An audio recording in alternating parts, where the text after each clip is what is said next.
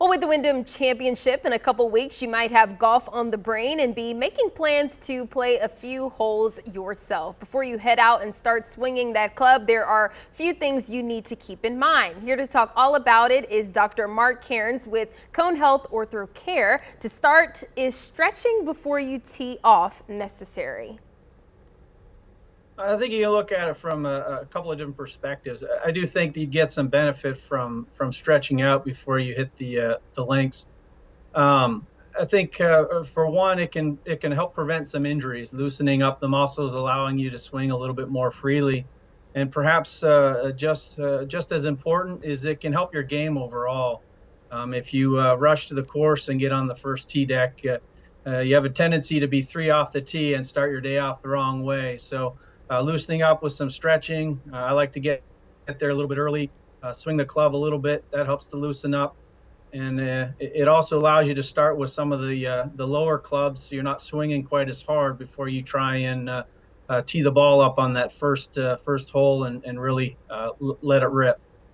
Gotcha. And talk some more about what could happen if you go out there and start swinging without warming up or stretching. Again, I think that it can make you a little bit more likely to get stiff, injure yourself, injure some muscles. It can make the day a little bit tougher if the back stays tight, for example, or your shoulders start to ache a little bit. Stretching it out will loosen things up, allow you to swing a little bit more freely, help prevent some injuries. And not all injuries are severe, but again, it might make the day a little bit longer, might make it harder to maybe play another round the next day. Are there exercises that target the muscles used most often in golf that golfers should be doing as part of their training exercise routine? I think any strengthening and general conditioning will be helpful. I think some of the targeted muscle groups you might want to consider is definitely the core, the abdominals and the low back. A lot of power is generated from there, a lot of rotational power, definitely a lot of torque with the swing. You need a strong base, so general strength in the legs. That will also help you as you move on through the different holes, whether you're walking or driving.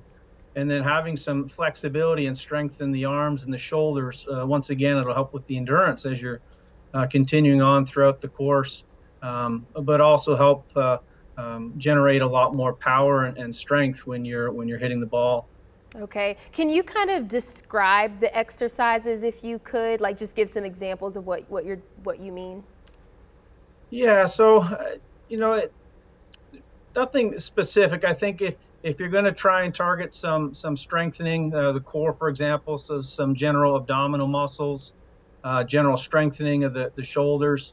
One thing that I would recommend if you are committing to a strength program, getting ready to play some golf, is and try to incorporate some rotational activities, maybe some medicine ball tosses, and something along those lines, because golf there's a lot of rotational movements. It's not pushing or pulling in one plane. You're going to be rotating through the hips, through the back, through the shoulders. And so trying to incorporate some strengthening, whether it's, like I said, with a medicine ball toss or perhaps some exercise bands, just to get those muscles not just moving forward and back, but more in a rotational manner. Yeah, good stuff there. Thank you. And what advice do you have for preventing injuries related to your golf swing? Certainly preparation. So we've already talked about the strengthening, general conditioning, loosening up before you play. I think those can all play a role. Um, some other things too, just in general, when you're approaching the ball, you're about to take a swing, you want to make sure you've got a stable base. You got to stay within the rules of golf, but you want to make sure that you've got a nice, stable stance. You've got good footing, so you're not slipping when you're swinging. That can make a big difference. Paying attention to the where the ball is resting. If it's on a firm surface, being aware of that as you're swinging the ball. If it's on a loose surface, once again, kind of paying attention to that. These are all things that can help you prevent it. And I think another key factor is understanding your game. Depending on which club you've got in your hand. If you're 200 yards from the hole and you've got a club and you routinely hit it 180, you don't necessarily want to try and overswing that club because, for one, it may lead to a bad shot. But overswinging, it could really affect, some of the muscles you're trying to prevent. You could end up hurting yourself in the process. Okay. If you do play several holes of golf and feel it later, what should you do? We have about 30 seconds. Yeah, simple things you can do. Ice when you get home. The next time you go play, maybe a little bit of heat to loosen up those muscles. Some over-the-counter medications if you feel like you need that.